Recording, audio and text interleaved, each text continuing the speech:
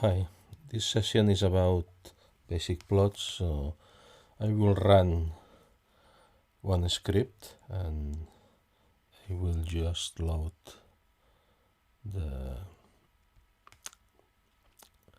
the script with examples, and I will explain as I'm running the different things. And this is just about basic plots in R. In R you have lots of possibilities for graphics. You have several packages for this, and the basic package is, I think it's called graphics, and this one you have by default, so you don't have to load this package, and this is the only one I will use in this session. And then you have two more specialized packages. One is lattice, so this is something you must install, and well, maybe you don't have to install, I don't remember well, but you have to load the package to use it. And then you have another one which is ggplot2. So when you want to go heavily into graphics, you need to work with lattice and ggplot. But the thing is that we don't need too much about graphics for what we do, so this is just to see what you can do more or less with the basic package, which is the graphics one. And so for this I need some data, so I will use the one which is already in the program, and this is a data frame which is called trees. So I use the data function to load this data frame. Control R. So now if I do here ls, I see that I have this variable. And let's look at the structure for this variable. So this is a data frame that has 31 rows instances and 3 columns, which are the 3 variables here. And the names for the variables are this thing here, the volume, the height, and I don't know how to pronounce this, girth. And this is information about trees, so well, volume is clear, the volume of the tree, then the height of the tree in some given units, I don't know really what units, and then the girth is like the diameter, something like this. So you may expect some correlations here between the variables, so more girth, more volume, and more height, more volume, and so on. And so this is to play with the plots, and to use the name of the columns without the $3 reference, I attach the variables.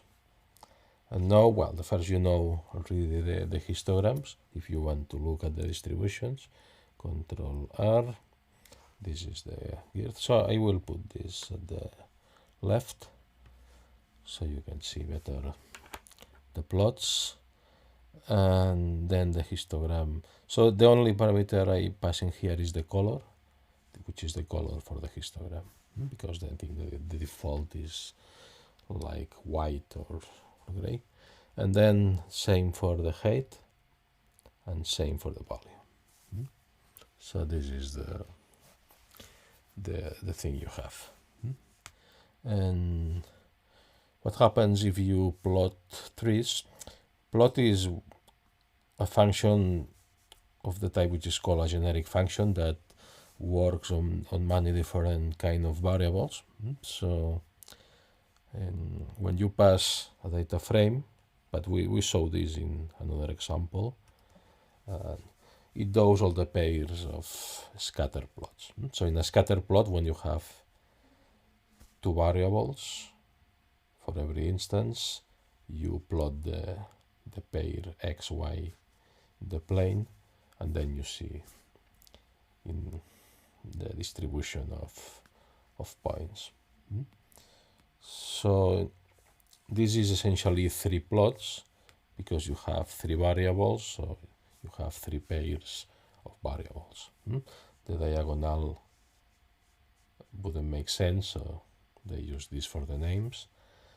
And then, so this one is girth versus height, and this is height versus girth, and that's on. So you have this way to put all the plots in one window.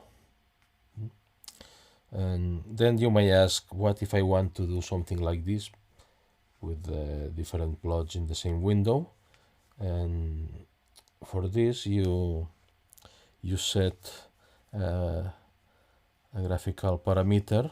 For this, you use par to set the parameter, and the parameter is the matrix structure of the plot. So how many rows and many columns do you want to put the plots?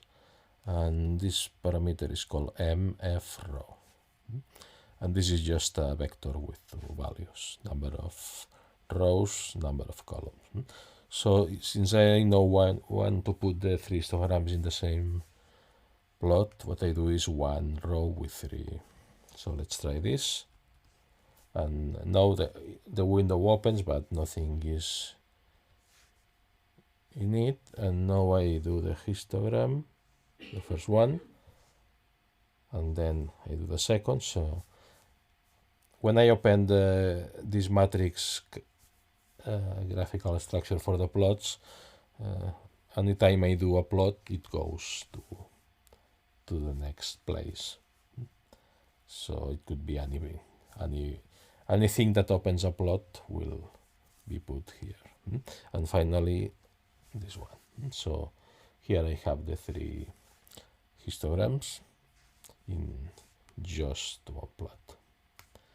And I'm just closing this because if not, so when I close this window, the parameters go to the original state. And so let's do some things that have statistical meaning. The first one, okay, is the histogram. And this is as before, but with one difference, which is that I'm passing this prop equal true.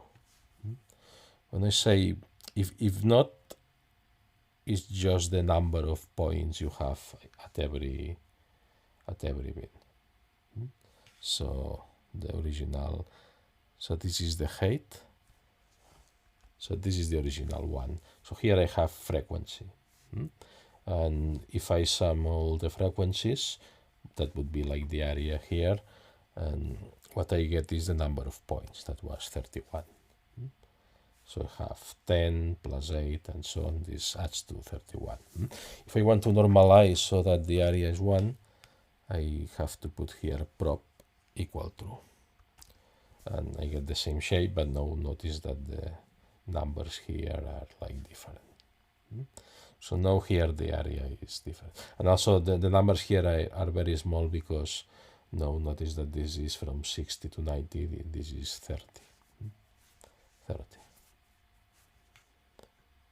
And next I will add some lines. So remember that plot opens a new window, hist also opens a new window, and if I want to add things, I use usually lines. And the lines will be with green color, density of height. So I pass here the vector, and density, what does is estimates a density function from this for this variable. So now this is like not trivial. Estimating a density as a function belongs to which is called non-parametric statistics. So this now just we'll use this to see what happens, and as you see, the green line follows the shape of the histogram. So it's not it doesn't assume any particular kind of variable. So this is an empirical density for the data you have. So it's like some kind of bell shape, but since you have fluctuations, because 31 is not too many values, then you have these effects on the shape. And next, I will add the normal density to compare. And to plot the normal density, I need the mean and the deviation, and I will use the sample values for this. So what I do is first I find the extreme values in the vector height, the minimum and maximum, which is something that you may see here in this axis more or less. So it's from 60 to 90, but I will get the precise values here with the mean and max of height. See that I do two things in one line, so I put the semicolon here, which is for separate the different statements. So when you have things in different lines, you don't need this, but in the same line, you need. And now I make a sequence that will be like the x coordinate vector to build the line I want to do. So I use the extreme values I got before, and then I want 50 points to have a smooth line, Control R. And now I put lines with two vectors, for the x, the h vector here, and then the function is the density d for the normal variable. And here I'm passing the mean using the function mean and the standard deviation from the sample that I have. And the color will be red to have a different color. So I do this, and here you can see in red the normal density that would fit this distribution. So you can see that the red and the green are not extremely different, so all this makes sense. And other plots, well, you can do scatter plots as we saw before. So now I use two variables. One is the diameter of the tree, and the other one is like the volume. So I expect correlation here. I'm passing main is the title for the plot. So in that case, for example, you have histogram of height. This is the automatic title for the plot, but here I'm using one parameter to set my own title, tree data. And then I use xlab and ylab, that means the labels for the axis. So I just put a G and a V instead of girth and volume. So if I enter this, I get this scatter plot with all the points. You might pass many parameters to the plot, so if you want another symbol for the points, you could have it, and also about the marks here, the box. If you don't want the box, you can take the box out. And so the next example is the same, but taking away several things. So it's girth and volume again, but this is box type, BTY, and box type if I put an n means none, so no box, and x-axis I think is x-axis ticks, so this means the divisions with the numbers here, so none for the x, none for the y, empty labels, so I want no labels in the axis, and empty title. So this is the same but without all the elements. And Control R. So that's it. The only thing I have here are the dots. So if you want something simpler, you can do by using those parameters. And what else could you do? The matplot makes a plot using all the data frame with points, and the PCH is the pointer, I think something like this, the kind of symbol you use for the points, and those are like numbers, and every number has a meaning. So you might check the reference for the meaning. So I'm using 1, 2, 3 in that case. So for the first column is symbol 1 and so on. And that's it. So here the x-axis is just the index.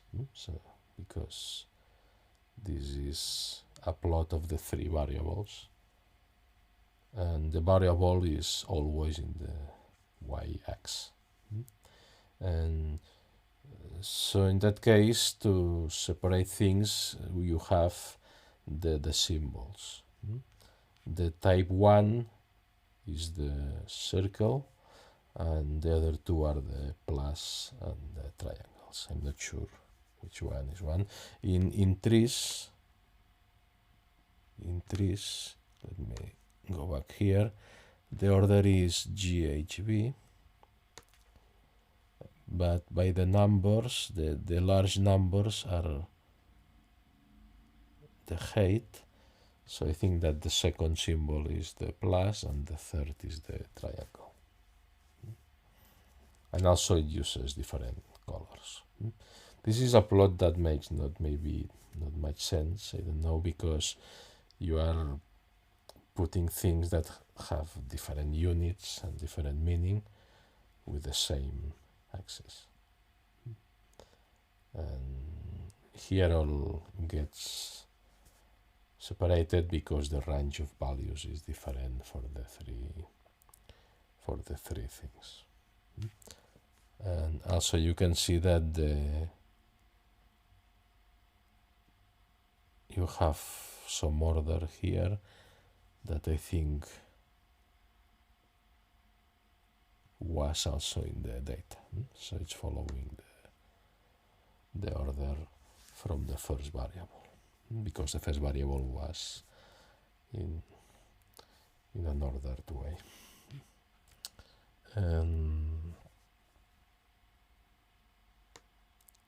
More things, let's see. If you want to do the thing with lines, then you could plot the different lines. Here this has no meaning because you just have really points, but if what you have in your columns are the coordinates for some line, then you could plot the different lines this way. For example, when you do what is called time series, then you have something that depends on time and makes more sense to plot in this way. And so here you have the three line types, 1, 2, 3. One is the normal continuous line, and then you have point and dash, something like this. So this is the last plot we do with the trees variable, and next we'll work with random data, and what I do is I create some normal vectors, and then I mix them together to see how this reflects in the plots. So in the statistics, sometimes you have variables which are just like pure variables, only one simple variable, like one normal variable or something like this. But sometimes what you get is a mix of two different variables. So you have two things that are normal, and then you mix them together, so this affects the statistics you have. And so I have different sizes for this, not that I need it, but so I enter the sizes, I enter the vectors, so I call A, B, C the three values, and in A I have mean, it's all normal. I could mix also different variables, and this is mean 3, deviation 1, mean 6, deviation 2, mean 10, deviation 1. So essentially the difference is the mean. And I generate this, and then I have these three vectors, and I join them in a linear way. So I have this x vector that has a length that should be the sum of the three. So this is 90. And then I want to keep track of what kind of variable is every item in this vector. And for this I create another vector with the labels A, B, and C. And so what I do is this. I repeat A n 8 times, then I join this with repetition of B and B times, and same with C. And the thing that you would do maybe could be just this part, which is the vector with the labels. Then the labels are strings. And even if this is a string, and the fact is that this is what is called a category. And categories are handled in a special way. So it could be also numbers 1, 2, 3, or other kind of labels. And in R, the name for this is factor. And so it's better to have this as a factor, which is a special kind of vector. So what I do is I transform this in factor with the factor function. And we'll use this a lot in the future, so let me just show you the thing. Let me copy this. So this is not in the script you'll have. And so if I do this, Control R, I'm not, as you see, this is this. And if I ask for the structure of this,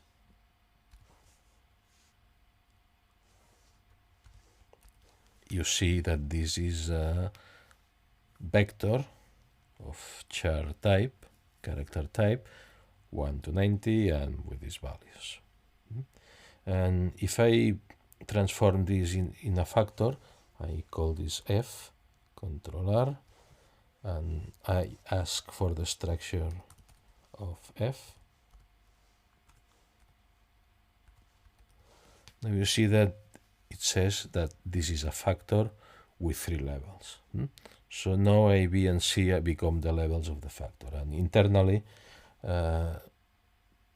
this is saved as an integer numbers.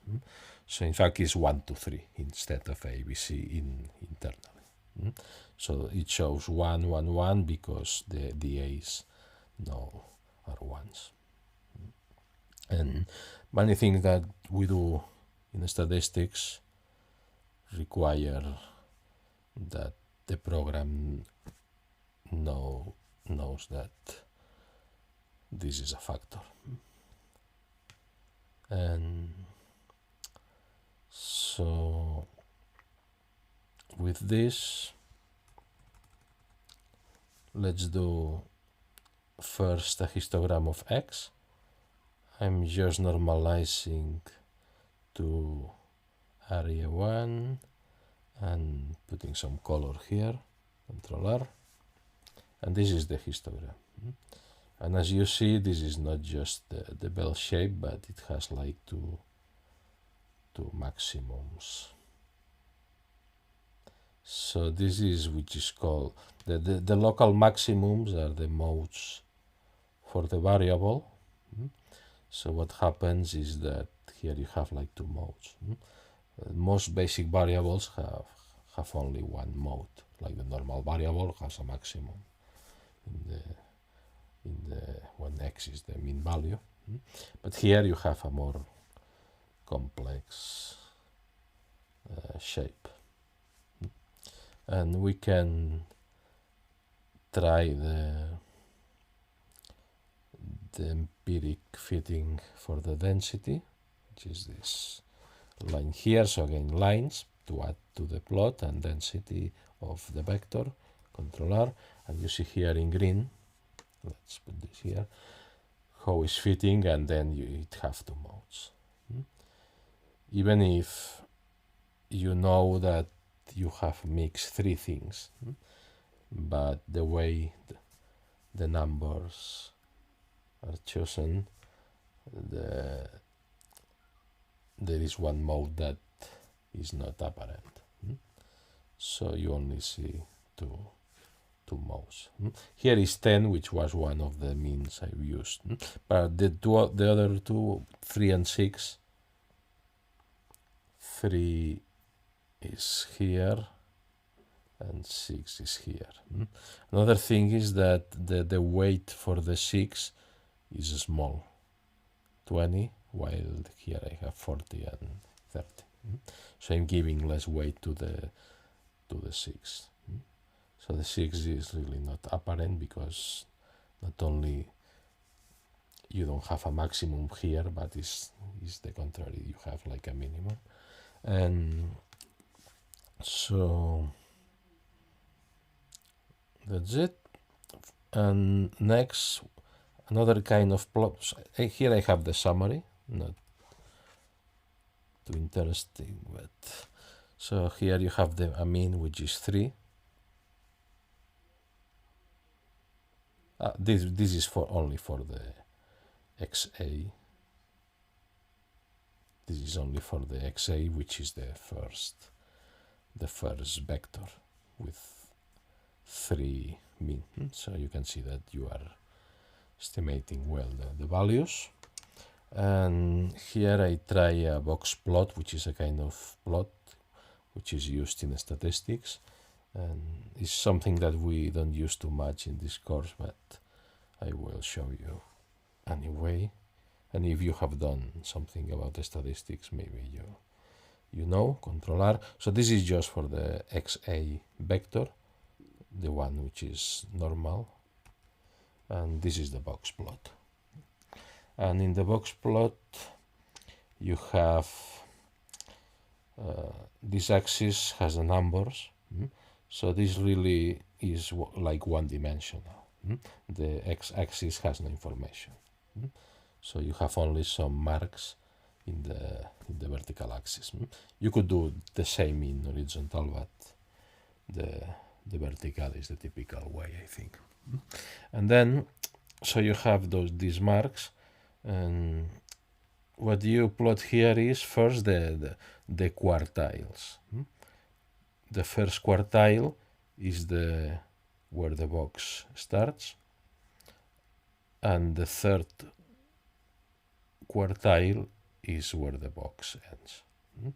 So you know that in this box, which is from less than 4 and more than 2, you have like 50% of the data, because the quartiles break in 4 intervals the range of values in a way that you have the same number of values at every one. So from the first one to the third one, you have 50%. And the line here is the second quartile, which is the median. So 50% of data is below this value, and the other 50% is above the line. And then for the rest, what you put here is those lines are the maximum and minimum values in your vector, but with a limit that this shouldn't extend beyond some distance, which is the height of the box is called also interquartile range. So this value multiplied by 1.5 is the maximum that you could consider here.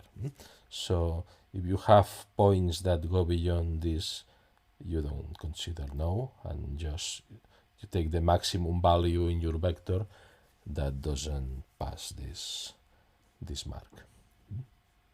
And so if n is very large, the number of points is very large, this becomes 1.5, this length of the dotted line, 1.5 the box. But if you have not as much data, then it's shorter. And what else? Well, the points that pass from the mark, you put explicitly, because the probability for those points is very small, and usually it's like they shouldn't be here unless the number of points is very, very large. And those are called outliers, because in a statistical sample, you could suspect that those points are some anomaly or something that really do not belong to your sample. So here you see the outliers explicitly if you have any. We can try, for example, box plot of an R norm. So I'm just generating the variable inside. The parameters I keep 0, 1, which are the default values, and let's say 100. Sorry. And so this is what I have, 0 because now is 0, 1, and you see that the lines are different, and no outliers because 100 is not enough maybe to get an outlier. And so the median is close to the expected mean. And in the normal variable, the median and the mean for the compute from the density are the same. So you expect this also be an estimation of the mean. And if I do the same with 1000, now I have one outlier. So because I have much more statistics, I get to have those points that have very low probability. And this is now more symmetrical and more very well centered and so on, because with lots of statistics you get to the values. And I don't know if I done 1, 0. So now I have more outliers, of course more close to the center. And so you can see here how the box plot. The box plot is good to compare different variables, putting them side by side. You can do this if you have a factor for your data. You can use the factor to get a box plot for every part of the factor. So what I did before by hand for one of the vectors, if I write here x tilde f, like in a formula, so it will do a plot using the factor to compare the different behaviors. And in that case, even if I said plot, what it does, because it's the best way to compare, is the box plot. Is the box plot. And here is very clear that you have three different variables. That the statistics of for every factor value is really different. So here you can see if the variables are different or not. If you take just one vector, which is normal with some parameters, and break in a random way in three parts, you should see three very similar box plots. But in that case, it's clear that there is a difference in the statistics of the three parts. Notice that one is centered like close to 3, this is centered close to 10, and this one is centered close to 6, between 6 and 7. And notice that this is the less symmetrical, because you would expect the median at the half part, at the half of the box, but also this is the smallest sample. So with more statistics, more symmetrical becomes the thing. See that this one is the more symmetrical because it was 40, I think, and this was 30, and this 12. So you see here a comparison of populations. And okay, so that's for statistics. And other things, you can plot functions and lines in the plane. And one thing that you can plot are parametric plots. Parametric plots is when you have not y as a function of x, but both as a function of a parameter. So if x depends on t and y depends on t, as t moves, you have a point in the plane xy that runs through a line. Like if t was the time, this could be like a trajectory, physical trajectory in the plane. And so here I just try some geometric things. The first one is some spirals. A spiral is when the radius depends on the angle, so you are thinking in polar coordinates. So what I do is this. My parameter is t, that will be the angle. And so for the angle, I create a vector for the values, and I use from 0 to 8p because I want to do several. This is not periodical, this is a spiral, so I want to see several parts of the spiral as it goes developing, and then I put 200 points here because now the line is like longer than in a regular plot.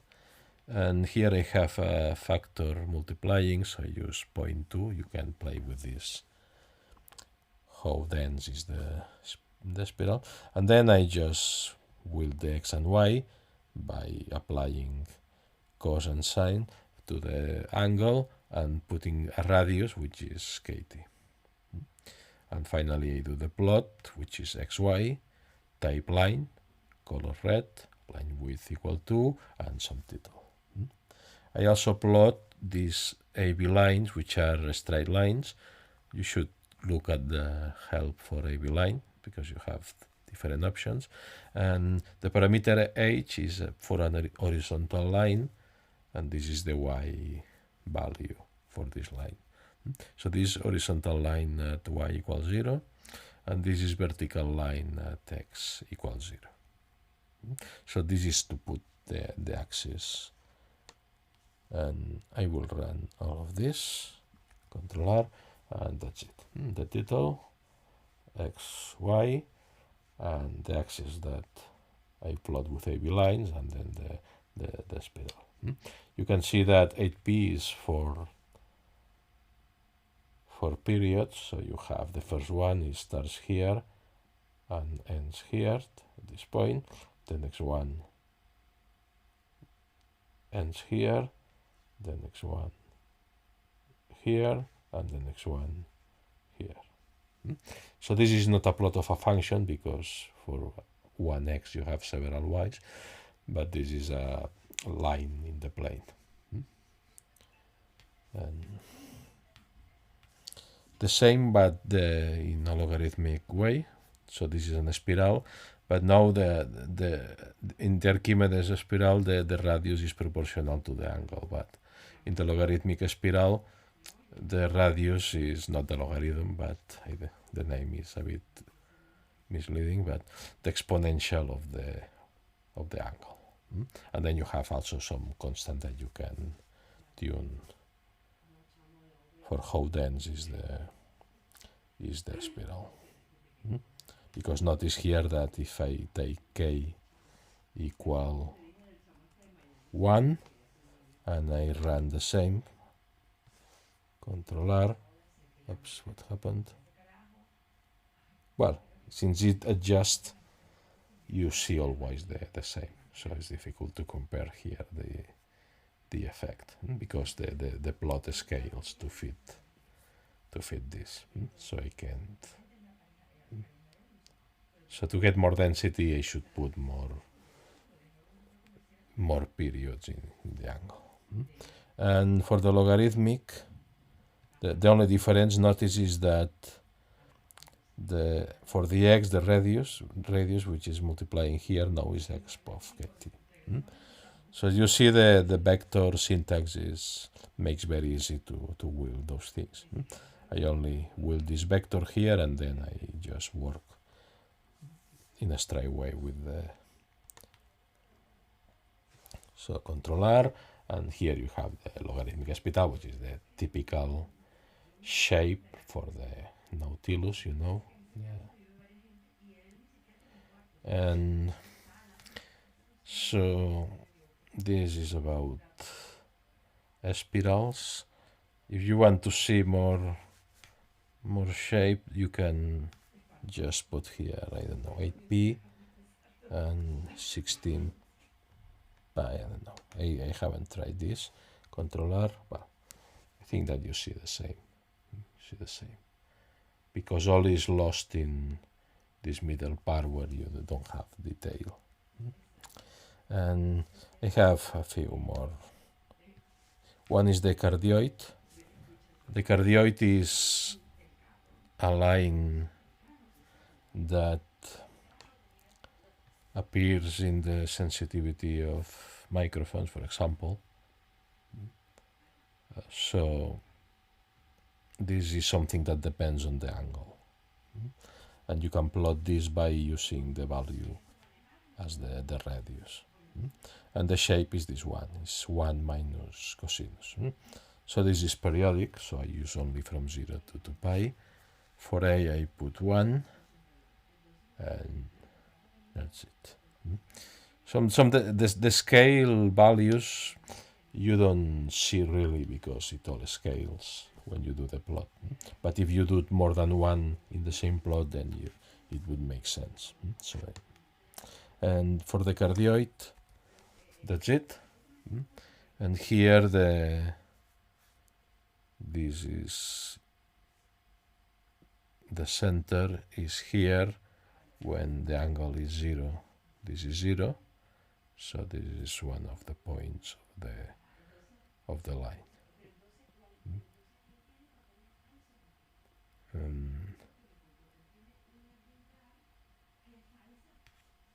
And also for changing this point is this thing here. And here the function is like different. Notice that in the previous one, what I did is also I had the angle, I will the r, and then I multiply x and y for this r. So dependence on t's in both parts. And the other cardioid is with a different formula, which is this one. So in that case, the pole is inside the line. And here I have a final example, which are called roses. Roses are a function of this type, where what you do is a radius, which is the sine of k1 multiply t divide k2. And if the k's are integer, then you have a periodicity and also a periodic thing. And so here what I do is, okay, I do a function where k1 and k2 are just parameters. And this function does the plot and puts the lines and does all the work. So what else I'm doing here? Well, just the title. I will using past, which is used to join strings. And so is to put the name, rows, curve, and also the values for the case. So in the plot, in the title, you see the k values. So I enter the function, Control R, and here A is just the global radius, so I put 1, and then here I put two numbers. They should be prime one respect the other. And okay, this is one rows with 13 and 9. If you put smaller values, then you have simpler shapes. I don't know what happens with 1, 2. Let's try. Okay, you have this, and 2, 1, you have this. Notice that it's not the same because k1 and k2 are not symmetrical. One is multiplying, the other one is dividing. So the role they play is different. So here you have this one. And then what I do finally here is I open a 3x3 matrix for plots, so par mf row C33. I want 9 plots in a 3x3 matrix, so oops, let me first close this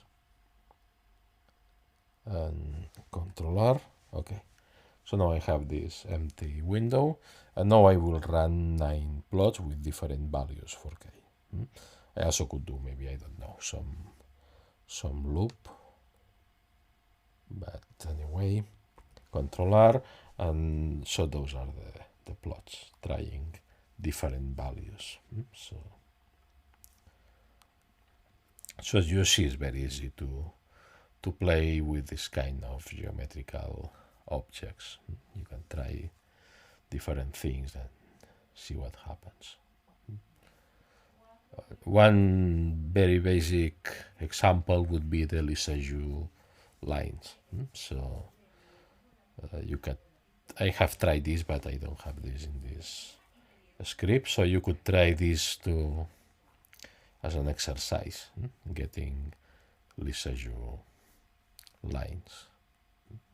So that means that you have two frequencies, and you can also put a phase, like in an oscilloscope, and plot those lines.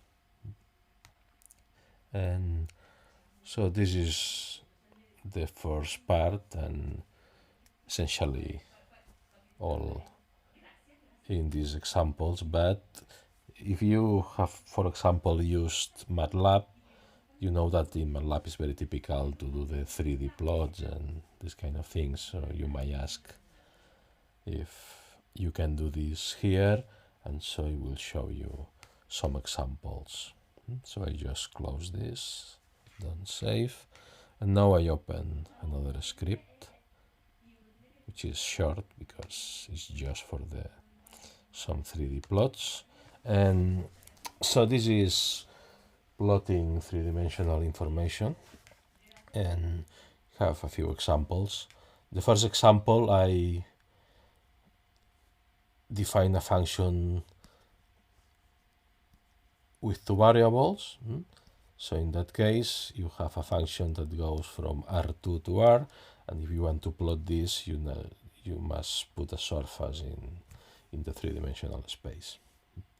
So the thing is, if you can do plots for this, and so let's define the function. And the next thing is, okay, I want to plot this, so I need intervals for x and y. So first I get those intervals, so I choose here from -2 to 2, 20 points, Control R, and the next thing is I want to compute f on all the possible pairs of values from x and y, because x and y are just two vectors. And for this, you have something which is interesting to know, which is the outer function. In the outer function, you pass two vectors, and then you get a matrix where you apply the function f to every pair of values. For example, let's check here. Let me clean this maybe. So for example, outer of 1 to 3 and 1 to 3 and nothing else. Let's try this. And oops. So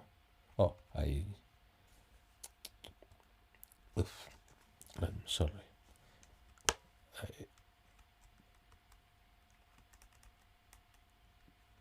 put one dot. Okay.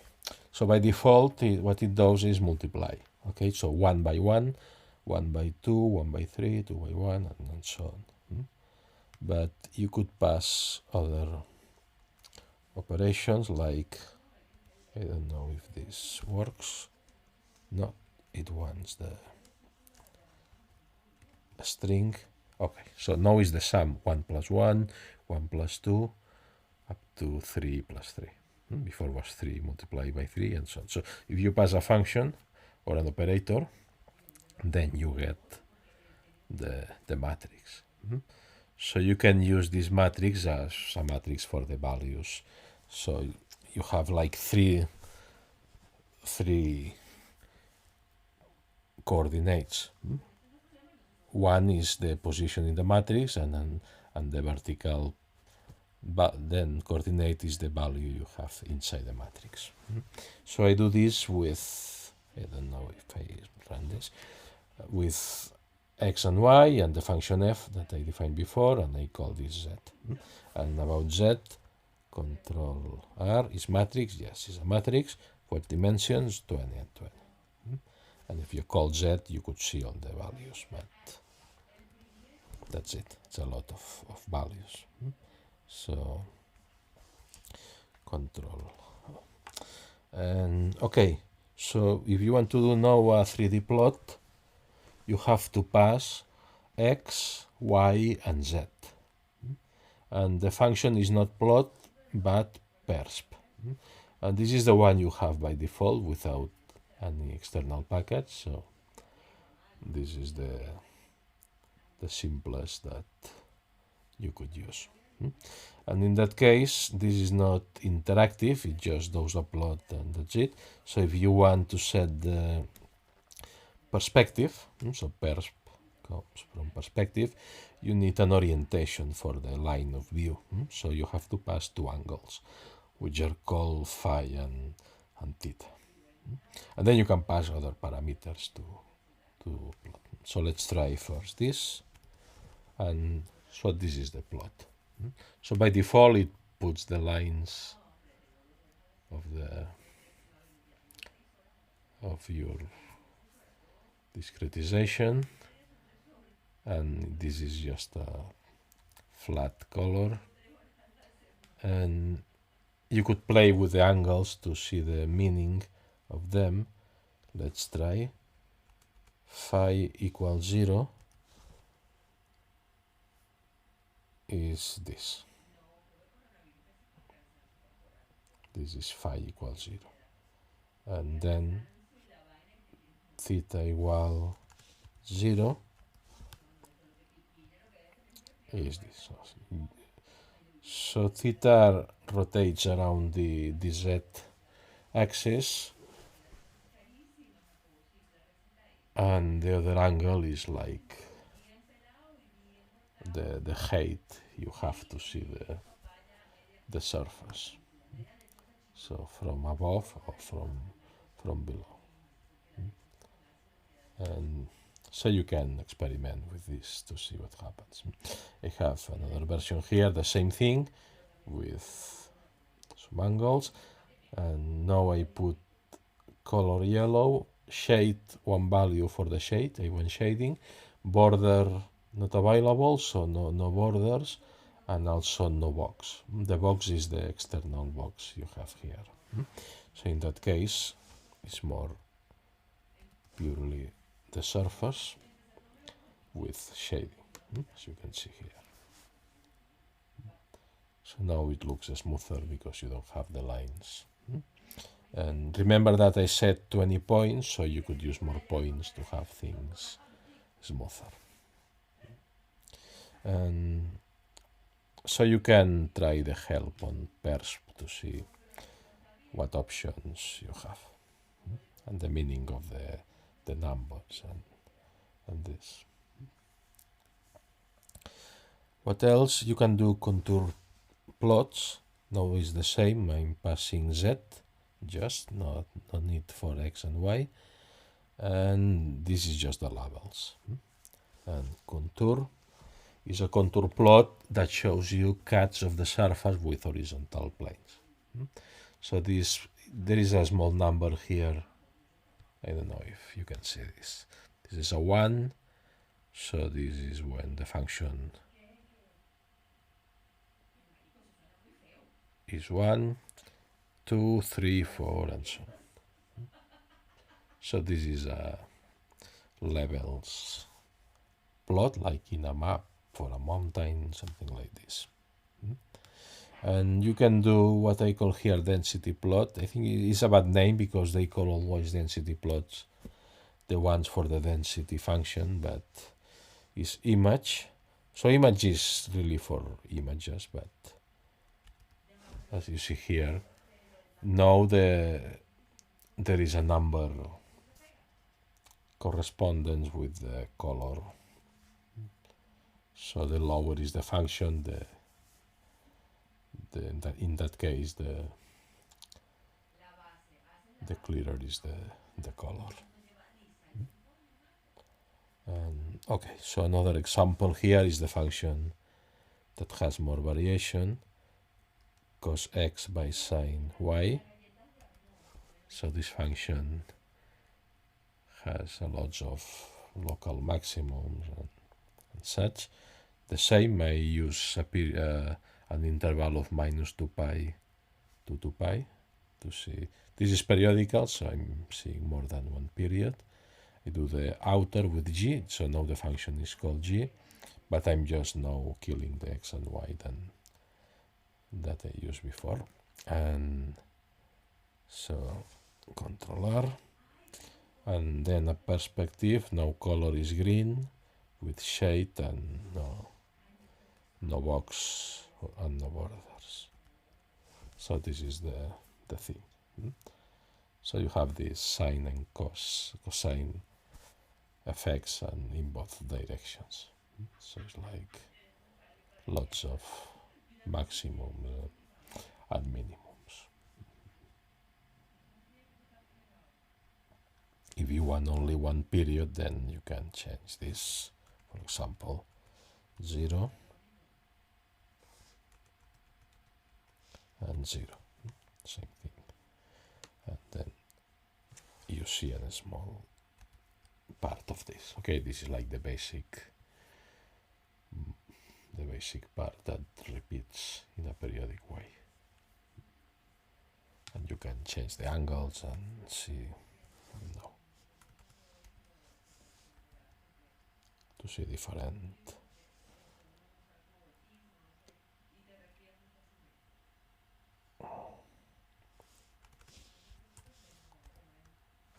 And so on. You can see different perspectives on this. And another one, x squared minus y squared. Call this h, minus 3 to 3. And perspective on this. So this is the typical saddle point behavior. So maximum in one direction, minimum in the other. And finally, I have this using data. Volcano is some data that is loaded when you just call the name. So this is for like the heights of the terrain in some place where there is a volcano. I have here a 2 multiplying to give more relief, and then I will dx using, so z is the volcano data really, and now x is the number of rows, number of columns for y, so I have the three elements, because now z is a matrix, because volcano comes as a matrix. So I enter this, Control R. You could try, for example, image of z as before. So this is the view of the different heights. So here you have low height outside, and then as the mountain, as you go to the peak of the mountain, the color gets dark. And this is like the whole, I imagine, for the volcano. And so using this, what I do here is, I don't remember when I got this example, but you pass a parameter for the background that usually is white, and in that case you put a gray for this, so this is just a graphical parameter, and then I do a perspective with the volcano data. And I have some parameters here: box, false, no borders, shade as before, theta, phi, color, scale, not scaling, and L theta, I'm not sure about this angle. So let's try now this, and so this is the volcano plot.